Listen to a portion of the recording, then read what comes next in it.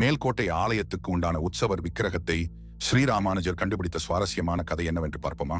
அந்த காலத்தில் அந்நிய படையினரின் அட்டூழியம் இந்த கலாச்சாரத்துக்கும் இந்து கோயில்களுக்கும் பேரழிவை விளைவித்துக் கொண்டிருந்தது என்பதை அறிவோம். பாரத தேசம் முழுதும் இருந்த புராதனமான பல கோயில்கள் இந்த தாக்குதலுக்கு தப்பவில்லை. குறிப்பாக தென்னிந்தியாவில் இருந்த பழமையான பல ஆலயங்கள் தகர்க்கப்பட்டன. அதன் பின் அங்குள்ள விலை மதிப்புள்ள பொன்னையும் தங்க விக்கிரகங்களையும் களவாடி சென்றனர். அந்நியர்களின் இந்த தாக்குதல்கள் நிகழ்ந்த காலத்தில் கர்நாடக மாநிலத்தில் அமைந்துள்ள மேல்கோட்டை ஆலயமும் பெரும் பாதிப்புக்கு உள்ளானது. டெல்லியை ஆண்ட சுல்தான்கள் கர்நாடக பகுதிகளில் படையெடுத்து வரும்போது மேல்கோட்டை ஆலயத்தை ஊர் மக்களால் காப்பாற்ற முடியவில்லை. அந்நியர்களால் சேதத்துக்கு உள்ளான இந்த ஆலய மூலவர் விக்கிரகத்தை அங்குள்ள துளசி காட்டில் இருந்து ராமானுஜர் கண்டுபிடித்து அந்த பகுதியை ஆண்ட மன்னன் விட்டலராயனின் உதவியால் பிரதிஷ்டை செய்தார் என்று ஏற்கனவே பார்த்தோம். மேல்கோட்டை ஆலயத்தை சீரமைக்கும் பணியில் ராமானுஜர் இருந்தபோது இந்த ஆலயத்துக்கு சொந்தமான உற்சவர் விக்கிரகம் டெல்லி சுல்தான் வசம் இருந்து வருவதாக ஊர் மக்கள் தெரிவித்தனர். எனவே ஆலயத்தில் இருந்து அந்நிய படையினர் கொள்ளையடித்துச் சென்ற பொன்னையும் பொருளையும் பற்றி கவலைப்படாமல் அந்த உற்சவர் விக்கிரகத்தை மட்டும் எப்படியாவது மீட்க வேண்டும் என்று தீர்மானித்தார் ராமானுஜர்.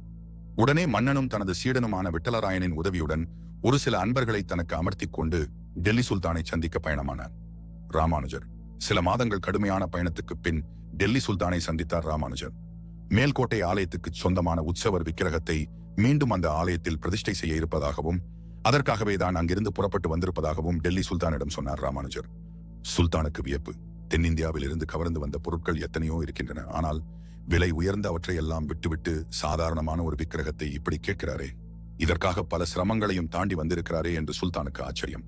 சுல்தான் என்ன பதில் சொல்லப் போகிறார் என்று ராமானுஜர் ஆர்வமாக இருந்தார். தன் மகள் அந்தப்புறத்தில் வைத்து விளையாடிக் கொண்டிருக்கும் விக்கிரகத்தை மேல்கோட்டையில் இருந்து வந்து ராமானுஜர் கேட்கிறாரே என்று அந்த டெல்லி சுல்தான் முதலில் ஆச்சரியமாக பார்த்தார். பிறகு சொன்னார், நீவிர் தேடி வந்திருக்கும் விக்கிரகம் தான் தற்போது எனது மகளுக்கு இருக்கின்ற ஒரே விளையாட்டுப் பொருள். பகவான் விளையாட்டுப் பொருளாம். அந்த பொம்மையை வைத்துக் கொண்டு அவள் சந்தோஷமாக விளையாடி வருகிறாள். எனவே அவளது மகிழ்ச்சியை கெடுத்து அவளை தொந்தரவு செய்து அதை வாங்கித்தர எனக்கு விருப்பமில்லை. இருந்தாலும் வேறு எதையும் விரும்பாமல் இந்த ஒரு விக்கிரகத்தை கேட்டு வந்துள்ளது எனக்கு வியப்பை அளிக்கிறது. உங்களுக்கு பொன் வேண்டுமா, பொருள் வேண்டுமா, என்னிடமிருந்து வேறு என்ன வேண்டும்? எதுவாக இருந்தாலும் கேளும், இந்த நொடியே தருகிறேன் என்றார் சுல்தான் தன் விழிகளை உயர்த்தி. ராமானுஜர் சமாதானமாகவில்லை. சுல்தான் அவர்களே, தங்களது அன்புக்கு நன்றி. ஆனால் அந்த குறிப்பிட்ட விக்கிரகம் தான் எனக்கு வேண்டும். நாங்கள் பூஜித்து வரும் தெய்வம் அவர். அந்த தெய்வத்தை அதற்குரிய இடத்தில் வைத்து வழிபாடு செய்ய வேண்டும். திருவிழாக்கள் நடத்த வேண்டும். அந்த விக்கிரகத்தை தாங்கள் எனக்கு தருவதற்கு பிரதி உபகாரமாக விலையாக தாங்கள் என்ன கேட்டாலும் தரத் தயாராக இருக்கிறேன் என்றார் குரலில் உறுதியுடன். சுல்தான் சிரித்தார். அப்படியா, சரி, வழிக்கே வருகிறேன். ஆனால் உமக்கு ஒரு சோதனை வைக்கிறேன். அதில் மட்டும் நீர் ஜெயித்து விட்டால் விக்கிரகம் உமக்குத்தான், எனக்கு ஆட்சேபனை இல்லை என்றார். உடனே ராமானுஜர், சொல்லும் சுல்தான், என்ன சோதனை? எம் பெருமான் என்றைக்கும் எனக்கு அருள்வார் என்ற நம்பிக்கை இருக்கிறது என்றார் குதூகலமாக. சபாஷ், நீர் வணங்கும் அந்த விக்கிரகம் உண்மையானது, சத்தியமானது என்றால் நீரே அந்த பெருமாளை இங்கிருந்தபடி கூப்பிடும். அழைப்புக்கு செவி சாய்த்து என் மகளின் அந்தப்புறத்தில் இருந்து அவரே உம்மிடம் வந்தால் நானே சகல மரியாதைகளுடன் மேல்கோட்டைக்கு அனுப்பி வைக்கிறேன் என்று சவாலாக சொன்னார். உயிர் இல்லாத விக்கிரமாவது நடந்து வருவதாவது என்று டெல்லி சுல்தான் துச்சமாக நினைத்து விட்டார். மேல்கோட்டை திருநாராயணரின் மகிமை அவருக்கு புரியவில்லை. ஓம் நமோ நாராயணாய என்று அந்த மாலவனின் திருநாமத்தை மனமுருக உச்சரித்த ராமானுஜர், எம் பெருமாளை இங்கிருந்தபடியே பெயர் சொல்லி அழைக்க வேண்டும். அவரே என்னிடம் வந்து சேர்ந்து விட்டால் அவர் என்னுடையவர் ஆகிவிடுவார். அப்படித்தானே என்று சுல்தானிடம் உறுதி செய்து கொள்ளும் விதமாக மீண்டும் கேட்டார். ஆம், அப்படியேதான் என்று அகந்தையுடன் பதில் சொன்னார் சுல்தான். அந்த பெருமாளை மனதில் வரித்து, வாரும் எம் செல்ல பிள்ளாய், வாரும் வாரும் என்னிடம் வாரும் என்று அரண்மனையின் அந்தப்புறம் நோக்கி ராமானுஜர் குரல் கொடுக்க சுல்தானும் அவரது அவையில் இருந்த அனைவரும் ராமானுஜரை கேலியாக பார்த்துக் கொண்டிருந்தனர். ராமானுஜருடன் வந்த சீடர்கள் அடுத்து நடக்க இருக்கும் அதிசயத்தை வேடிக்கை பார்க்க ஆவலாக இருந்தனர். காரணம், குருவின் மகிமை அவர்கள் அனைவருக்கும் தெரியும். அந்த புறத்தில் சுல்தானின் மகளிடம் அதுவரை ஒரு விளையாட்டுப் பொருளாக இருந்த அந்த உற்சவர் விக்கிரகம் மகளின் மடியில் இருந்து மெல்ல கீழிறங்கியது. சுல்தானின் மகள் இந்த திடீர் செயல் கண்டு ஆச்சரியப்பட்டாள். விழித்தாள். என்ன செய்யப் போகிறது இந்த விக்கிரகம்? என் மடியில் இருந்து இறங்கிவிட்டதே என்று அவள் பார்த்துக் கொண்டிருக்கும் போதே தரையில் மெல்ல கால் பாவித்து ஒரு குழந்தை போல் தத்தி தத்தி நடந்து சென்றது. சுல்தானின் மகள் ஆச்சரியத்துடன் விக்கிரகம் எதுவரை போகிறது என்று பார்ப்போம் என்று அதை பின்தொடர்ந்தாள். அந்த புறத்தில் இருந்து தத்தி தத்தி நடந்து அவைக்குள் நுழைந்தது.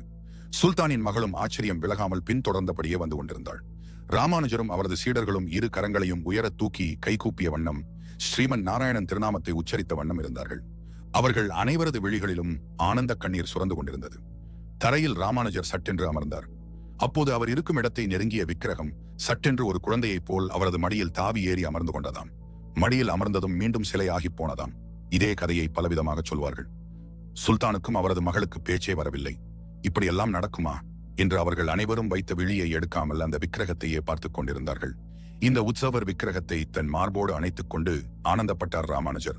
மேல்கோட்டையில் இன்று நாம் தரிசிக்கும் இந்த உற்சவர் விக்கிரகத்தை தான் செல்லப்பிள்ளை, சம்பத்குமாரர், இளைய பெருமான் என்றெல்லாம் திருநாமம் சொல்லி அழைக்கிறார்கள்.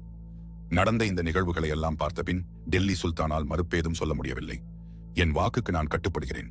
இனி இந்த விக்கிரகத்தை உங்களுடன் அனுப்புவதற்கு எந்த விதமான தடையும் இல்லை என்றார், குரலில் சுரத்து இல்லாமல்.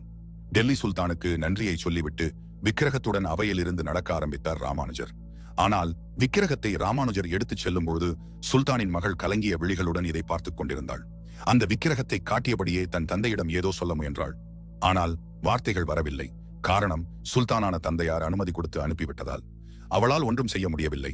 அதன் பின் அங்கிருந்து புறப்பட்டு பல மாதங்கள் பயணித்து மேல்கோட்டையை அடைந்தார் ராமானுஜர். பின்னர் ஒரு சுப தினத்தில் இந்த உற்சவர் விக்கிரகத்தை அதற்குரிய திருச்சந்நிதியில் பிரதிஷ்டை செய்துவிட்டு உரிய வழிபாடுகளை அர்ச்சகர்கள் துவங்கினர். இதற்கிடையில் டெல்லியில் என்ன நடந்தது தெரியுமா? இந்த விக்கிரகத்தை பிரிந்த சுல்தானின் மகளால் பிரிவை தாங்க முடியவில்லை. தினமும் தான் தொட்டு தொட்டு விளையாடிய விக்கிரகம் தன்னை விட்டு போய்விட்டதே என்கிற இயக்கத்திலும் சோகத்திலும் சாப்பிடாமலே இருந்தாள். அவ்வப்போது அவள் அழுததால் முகமே சுரத்து இழந்து காணப்பட்டது. சுல்தான் எவ்வளவோ சொல்லித் தேற்றியும் அவள் சமாதானம் அடையவில்லை. அதற்கு பதிலாக வேறு என்னென்னவோ விக்கிரகங்களை கொடுத்து பார்த்தார். ஆனால் மகள் மசியவில்லை. எனக்கு அந்த விக்கிரகம் தான் வேண்டும் என்று ஆடமாக இருந்தாள். ஒவ்வொரு நாளும் ஓடியதே தவிர சுல்தானின் மகள் இயல்பு நிலைக்கு திரும்புவதாக இல்லை. இந்த தன் தந்தை தனக்கு உதவ மாட்டார் என்பதை உணர்ந்து கொண்டாள் மகள். அந்த விக்கிரகத்தை மேல்கோட்டையில் இருந்து மீட்டு திரும்ப தன்னிடம் ஒப்படைப்பார் என்கிற நம்பிக்கை அவளுக்கு இல்லை. எனவே அவள் ஒரு நாள் தந்தையிடம், உங்களால் தான் அந்த விக்கிரகத்தை எனக்கு பெற்றுத்தர முடியவில்லை. எனவே நானே அங்கு போய் என் விக்கிரகத்தை மீட்டு வருகிறேன் என்று புறப்பட்டாள். சுல்தான் எவ்வளவோ தடுத்தும் அவள் தன் முடிவில் இருந்து பின்வாங்கவில்லை. எனவே மகளை மட்டும் தனியாக அனுப்ப மனமில்லாமல் அவளுடன் சில வீரர்களையும் உடன் அனுப்பி வைத்தார் சுல்தான். மேல்கோட்டையை நோக்கி சுல்தானின் மகள் படை வீரர்களுடன் பயணத்தை தொடங்கினாள். ஒரு சில மாதங்களுக்கு பின் அவர்கள் மேல்கோட்டை அடைந்தார்கள். சுல்தானின் மகளும் அவரது படை வீரர்களும் மீண்டும் மேல்கோட்டைக்குள் அடியெடுத்து வைத்ததும் திருநாராயணர் ஆலயத்தின் உற்சவர் விக்கிரகத்தை மீண்டும் எடுத்து போகத்தான் வந்திருக்கிறார்கள் என்பதை அறிந்த ஊர் மக்கள் இவர்களை ஆவேசத்தோடு எதிர்த்தனர். ஆனால் நிஜத்தில் அந்த விக்கிரகத்தின் மேல் சுல்தானின் மகள் எவ்வளவு அன்பு கொண்டிருக்கிறார் என்பதை உணர்ந்த ராமானுஜர் ஊர் மக்களை விலகி இருக்குமாறு வேண்டினார். அப்போது சுல்தானின் மகள் ராமானுஜரிடம் வந்து, அந்த விக்கிரகத்தை நான் எடுத்து போக விரும்பவில்லை. ஒரு முறை பார்த்துவிட்டு போகிறேன். அதற்கு மட்டும் எனக்கு அனுமதி தாருங்கள் என்று கெஞ்ச, ராமானுஜரின் கையசைப்பின் பேரில் ஊர் மக்கள் விலகி நின்று ஆலயத்துக்குள் அவள் செல்வதற்கு வழிவிட்டனர். கண்களில் நீர் ததும்ப ஆலயத்தின் உள்ளே சந்தோஷத்துடன் ஓடினாள் சுல்தானின் மகள். ஆனந்தமும் சந்தோஷமும் ஒரு சேர பொங்க ஓடிப்போய் அந்த உற்சவர் விக்கிரகத்தை சுல்தானின் மகள் தழுவிய அடுத்த கணம் அவளும் அங்கே மூர்ச்சையாகி போனாள். சுல்தானின் படை வீரர்களும் ஊர் மக்களும் விதிர் விதிர்த்து போனார்கள். அதன்பின் சுல்தானின் மகளைப் போலவே ஒரு சிலை செய்து பிபி நாச்சியார் என்ற பெயரில் அந்த விக்கிரகத்துக்கு அருகில் பிரதிஷ்டை செய்தார் ராமானுஜர். இத்தனை வரலாறு மற்றும் புராணச் சிறப்பு வாய்ந்த மேல்கோட்டை திருத்தலத்தை நாம் ஒவ்வொருவரும் தரிசிப்பது அவசியம். மேல்கோட்டை என்றாலே எல்லோருக்கும் வைரமுடி சேவைதான் நினைவுக்கு வரும்.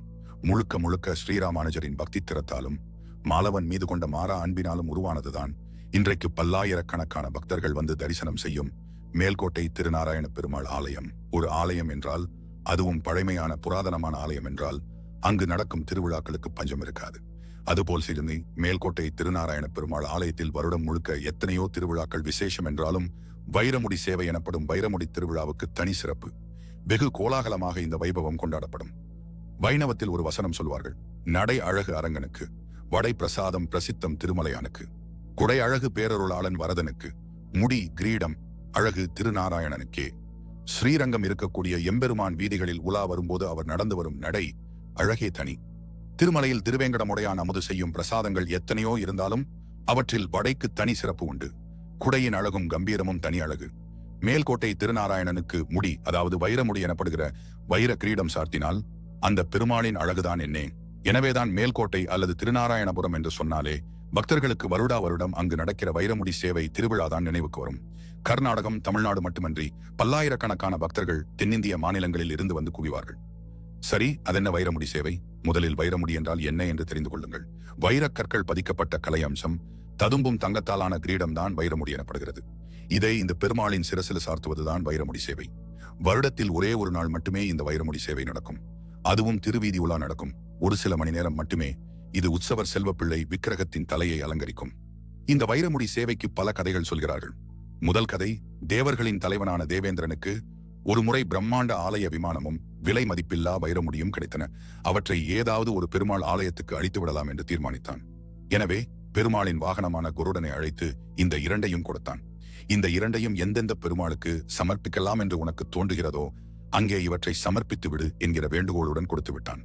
நாராயண மந்திரத்தை உச்சரித்தபடி வானில் பறக்க ஆரம்பித்தார் கருடன். கருட பகவானும் பல ஆலயத்தில் உள்ள பெருமாள் விக்கிரகங்களுக்கு வைரமுடியை சார்த்தி பார்த்தார். எதிலும் அவருக்கு திருப்தி வரவில்லை. அதன்பின் அவர் இந்த மேல்கோட்டைக்கு வந்தார். பல யுகங்களையும் தாண்டி இங்கு தரிசனம் தரும் புராதனமான இந்த உற்சவர் செல்வப்பிள்ளை என்கிற சம்பத்குமாரருக்கு வைரமுடியை சார்த்தினார். ஆஹா, அப்படி பெருமாளின் சிரசில் சார்த்தப்பட்ட வைரமுடியால் அவரது அழகை மேலும் கூடி போனது. செல்வப்பிள்ளை பார்க்க பார்க்க கருடனுக்கு பெருமை. இப்படித்தான் வைரமுடி இங்கே அமைந்தது. விமானத்தை தேரெழுந்தூரில் உள்ள ஆமருவி அப்பனுக்கு சமர்ப்பித்தாராம் கருடன். இரண்டாவது கதை, ராமாவதாரத்தில் ஸ்ரீராம பிரான் சூட்டிய வைரமுடி இது என்று சொல்லப்படுகிறது. பிரகலாதனது மைந்தன் விரோதசனன் இவன் பெயரை வேறாகவும் சொல்வார். இந்த வைரமுடியின் மதிப்பை அறிந்து இதை அபகரித்து பாதாள லோகத்தில் மறைத்து விட்டானாம். இதை அறிந்த வைனதேயன், கருட பகவானுக்கு இப்படி ஒரு பேர் உண்டு, பாதாள லோகத்துக்கு போய் அங்கிருந்து இதை மீட்டு எடுத்து வந்தார். அப்படி பறந்து வந்து கொண்டிருக்கும் போது பிருந்தாவனத்தில் ஸ்ரீகண்ணனது குழலோசை இவரை மயக்கவே அங்கே இறங்கி அவருக்கு சமர்ப்பித்து விட்டார். பின்னாட்களில் ஸ்ரீ கண்ணபிரான் இந்த வைரமுடியை மேல்கோட்டை பெருமாளுக்கு வழங்கியதாக சொல்லப்படுகிறது. எது எப்படி இருந்தாலும் கருடன் தான் இதை சமர்ப்பித்திருக்கிறார் என்பது உறுதியாகிறது. வைரமுடி என்று முதலில் வழங்கப்பட்டு பிற்காலத்தில் வைனமுடி என்று ஆனதாக சொல்கிறார்கள். ஒவ்வொரு ஆண்டும் பங்குனி மாத பிரம்மோற்சவத்தின் போது இந்த வைரமுடி திருவிழா மிகவும் கோலாகலமாக மேல்கோட்டையில் கொண்டாடப்படுகிறது. உற்சவத்தின் 4ஆம் தினத்தன்று, அதாவது பூச நட்சத்திரத்தன்று இரவு இந்த வைரமுடியை அணிந்து உற்சவர் செல்வப்பிள்ளை வீதிகளில் கம்பீரமாக உலா வருவார். இதை காண்கின்ற பக்தர்கள் விழிகளில் ஆனந்த கண்ணீர் பெருக்கெடுக்கும். அன்றைய தினம் முழுக்க மேல்கோட்டை தெருக்களில் அன்னதானம் விமரிசையாக நடத்தப்படும். பண்டைய காலத்தில் மேல்கோட்டையை உள்ளடக்கிய தேசத்தை ஆண்ட ராஜாக்களே இந்த விலை மதிப்பில்லா வைரமுடியை தங்களது கஜானாவில் பாதுகாத்து வந்திருக்கிறார்கள். ஆலய உற்சவத்தின் போது மட்டும் மரியாதையுடன் கொண்டு செல்லப்படும். உற்சவம் முடிந்ததும் மீண்டும் அரசு கஜானாவுக்கு வந்துவிடும். அந்த வகையில் தற்போது இந்த வைரமுடி, வைர கிரீடம் மாண்டியாவில் உள்ள அரசு கருவூலத்தில் பாதுகாக்கப்பட்டு வருகிறது. வைரமுடி திருவிழா நடக்க இருக்கின்ற தினத்தன்று காலையில் இந்த கிரீடம் சகல மரியாதைகளுடன் ஒரு பல்லக்கில் எடுத்து வரப்படும். வருகிற வழியெங்கும் திரளான பக்தர்கள் காத்திருந்து சகல மரியாதைகளையும் செய்வார்கள். அனைத்தையும் ஏற்றுக்கொண்டு இந்த வைரமுடி பல்லக்கு ஊர்வலம் அன்றைய தினம் மாலையில் மேல்கோட்டை எல்லையை வந்தடையும். மேல்கோட்டை திருநாராயணன் ஆலய நிர்வாகிகளும் அர்ச்சகர்களும் பக்தர்களும் ஊர் மக்களும் இங்கு வந்து வைரமுடியை வரவேற்று ஆலயத்துக்கு அழைத்துச் செல்வார்கள். மேல்கோட்டை திருநாராயண பெருமாள் ஆலயம் வரை மாண்டியா மாவட்ட கலெக்டரும் உடன் வந்து இதை ஆலயத்தில் சேர்ப்பிப்பார். வைரமுடி திருவீதி உலா துவங்கும் முன்னதாக கருடாழ்வார் ஆலயத்தை வலம் வருவார். அதன் பின் வைரமுடி மட்டும் ஆலயத்தை ஒருமுறை வலம் வரும். இதன் பின் சகல வாத்திய முழக்கங்களுடன் ஸ்ரீதேவி மற்றும் பூதேவி தாயார்களுடன் கருட வாகனத்தில் வைரமுடி அணிந்து அலங்கரிக்கப்பட்ட உற்சவர் ஸ்ரீ செல்வப்பிள்ளை திருவீதி உலா புறப்பட ஆயத்தமாவார். செல்வப்பிள்ளைக்கு வைரமுடி அணிவிக்கும் இந்த நிகழ்ச்சி ஸ்ரீ ராமானுஜர் சந்நிதிக்கு முன்னால் தான் நடக்கும். அதுவும் இந்த வைரமுடியை தன் கைகளில் எடுத்துச் சென்று உற்சவருக்கு அணிவிக்கின்ற அர்ச்சகர் தன் கண்களை மூடிக்கொண்டுதான் செல்ல வேண்டுமாம். காரணம், வைரமுடி அணிந்த உற்சவர் செல்வப்பிள்ளையை முதலாக ராமானுஜர் தான் காண வேண்டுமாம். அவர் தரிசித்த பின்னர் தான் பக்தர்கள் தரிசிக்க வேண்டும் என்பது தொன்று தொட்டு இங்கு கடைபிடிக்கப்பட்டு வரும் சம்பிரதாயம். ஸ்ரீராம பிரானின் முடிசூட்டு விழாவைக தசரதருக்கு கிடைக்காத பெரும் பேறு இந்த கலியுகத்தில் ஸ்ரீராமானுஜருக்கு கிடைத்திருக்கிறது. இந்த வைரமுடி பெருமாளை தரிசிப்பது எப்பேற்பட்ட பாக்கியம்! இரவு சுமார் 9 மணி வாக்கில் வைரமுடி ஸ்ரீ செல்வப்பிள்ளை பக்தர்களுக்கு தரிசனம் தருவதற்காக வீதிவலத்தை துவங்குவார்.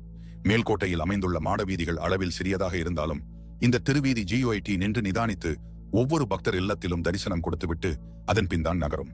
காரணம், வாராய் எம் செல்வப்பிள்ளை என்று ஸ்ரீராமானுஜர் அழைத்த போது மெல்ல நடந்து வந்து ஸ்ரீராமானுஜரின் மடியில் அமர்ந்தவராயிற்றே இவர். எனவே ஒவ்வொரு பக்தரின் இல்ல வாயிலுக்கும் சென்று பிரத்யேக தரிசனம் தருவது பல வருடங்களாக இருந்து வரும் நடைமுறை. அது மட்டுமில்லாமல் பக்தர்கள் கூட்டம் எங்கெங்கெல்லாம் இருக்கிறதோ அந்த பக்கமெல்லாம் திரும்பி இந்த செல்வப்பிள்ளை தரிசனம் தருவார். வைரமுடி சேவையை தரிசிப்பதற்காக மேல்கோட்டைக்கு வந்துவிட்டு இந்த திருக்காட்சியை நான் காண முடியாமல் போயிற்றே என்று எந்த ஒரு பக்தரும் வருத்தப்படக்கூடாதாம். இதற்காக சுழன்று தரிசனம் தருகிறார் ஸ்ரீ செல்வப்பிள்ளை. பொழுது விடுகிற நேரத்தில், அதாவது அதிகாலை சுமார் 4 மணி அளவில் வைரமுடி சேவை திருவீதி உலா பூர்த்தியாகி ஆலயத்துக்குள் வரும். வாகன மண்டபத்தில் இறக்கி வைப்பார்கள். அப்போது ஆரத்தி காட்டிவிட்டு ஸ்ரீ செல்வப்பிள்ளைக்கு அணிவிக்கப்பட்ட வைரமுடியை கழற்றி அதற்குரிய பெட்டியில் வைத்து சீல் வைப்பார்கள். அப்போது ராஜமுடி என்கிற கிரீடம் அணிவிக்கப்படும். இதென்ன ராஜமுடி என்று கேட்க தோன்றுகிறதா? ஆம், வைரமுடி மாதிரி இதுவும் ஒரு கிரீடம். திருவீதி உலா முடிந்து ஆலயம் வந்ததும் ஸ்ரீ செல்வப்பிள்ளைக்கு இந்த ராஜமுடி அணிவிக்கப்படுவதற்கு ஒரு கதை உண்டு.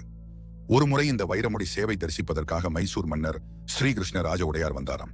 ஆனால் அவர் சற்று தாமதமாக ஆலயத்துக்கு வர நேர்ந்ததால் வைரமுடி சேவை பூர்த்தியாகி அது செல்வப்பிள்ளையின் சிரசில் இருந்து கழற்றப்பட்டு விட்டதாம். அடடா, இந்த திருக்காட்சியை நாம் தரிசிக்க முடியாமல் போய்விட்டதே என்று எண்ணி கெம்புக்கள் பதிக்கப்பட்ட ஒரு அழகான திருமுடியை ஸ்ரீ செல்வப்பிள்ளைக்கு சமர்ப்பித்தாராம். இதுவே ராஜமுடி எனப்படுகிறது, சாம்ராஜமுடி என்றும் சொல்லுவர். அதன்பின் அர்ச்சகர்கள் இந்த ராஜமுடியை உற்சவருக்கு அணிவிக்க இந்த திருக்காட்சியை கண்டு தரிசித்து இன்புற்றாராம் மன்னர். எனவே உற்சவர் பெருமாள் வாகன மண்டபத்தில் இருந்து ஆலயத்துக்குள் செல்லும் போது இந்த ராஜமுடியுடன் தான் செல்வார். ராஜமுடியை தன் சிரசில் அணிந்ததும் ஸ்ரீ செல்வப்பிள்ளைக்கு ஒரு இளவரசனை போன்ற மிடுக்கு வந்து விடுமாம். ஆலயத்துக்குள் செல்லும் போது இளவரசனை போல் செல்வாராம். இதுவும் பார்த்து தரிசிக்க வேண்டிய ஒன்று. இதை அடுத்து வருகின்ற 6 நாட்களுக்கு இந்த ராஜமுடியுடனே ஸ்ரீ செல்வப்பிள்ளை தன் பக்தர்களுக்கு தரிசனம் தருவார். வைரமுடி சேவையை ஒருவேளை தரிசிக்க முடியாத பக்தர்கள் அடுத்தடுத்த நாட்களில் ஆலயம் வந்து இந்த ராஜமுடி சேவையை தரிசித்து இன்புறுவர். இந்த பதிவின் தொகுப்பானது வைணவத்தின் பெருமையும் அடியார்களின் மகிமையும் என்ற ஒரு புத்தகம் ஆசிரியர் பி. சுவாமிநாதன் அவர்களின் புத்தகங்களில் படித்த தொகுப்பாகும். மானசீக குருவாக அவருக்கு நன்றி செலுத்தும் வகையில் இறைபக்தி டிவி தொடர்ந்து இணைந்திருங்கள்.